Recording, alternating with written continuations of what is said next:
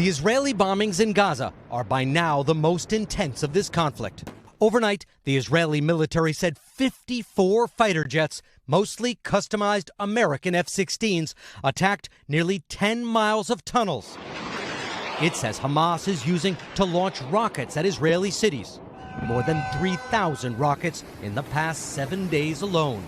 But as precise as the Israeli strikes can be, Palestinian civilians are dying.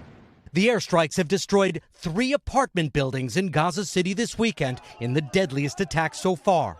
Gaza is poor and cut off. It has no real emergency services, so poorly equipped rescue crews had to dig for victims with their hands and construction tools. They pulled out dozens of survivors who'd been entombed under their homes for hours. And they found more than 40 bodies, including, health officials said, 24 women and children. South of Tel Aviv, I spoke to a senior Israeli military spokesman by the Iron Dome defense system that Israel says has intercepted around 90% of Hamas rockets that seemed likely to cause deaths or significant damage.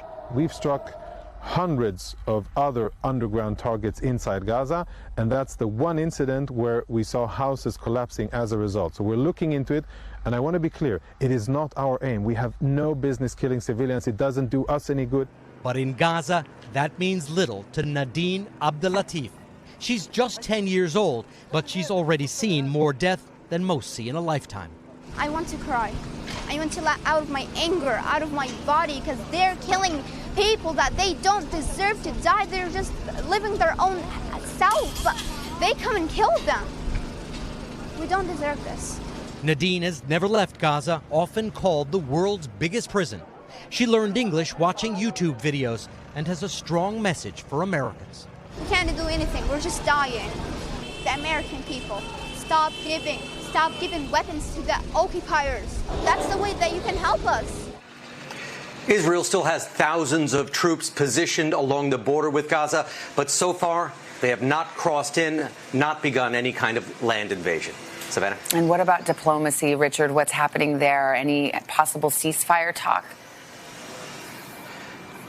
We are starting to see some progress on this. I just spoke to a senior Israeli diplomat who's directly involved in this process. He wouldn't get into more details, or any specific details, but he said that Hamas wants a ceasefire. He was speaking for Hamas there, but Hamas has also said that it would consider a ceasefire, but it wants it on its own terms. And what Hamas wants is it wants to link the situation in Gaza to broader Palestinian claims about the status of Jerusalem, which both Israel and the Palestinians claim as their capital. The Israeli diplomat said, while what Israel is looking for is some guarantees that if it agrees to a ceasefire, there will be an extended period of calm, that it won't just be a short-term solution. Savannah? Richard Engel leading us off in Tel Aviv. Thank you, Richard. Hey, thanks for watching our YouTube channel. Find your favorite recipes, celebrity interviews, uplifting stories, shop our favorite deals, and so much more with the Today app. Download it now.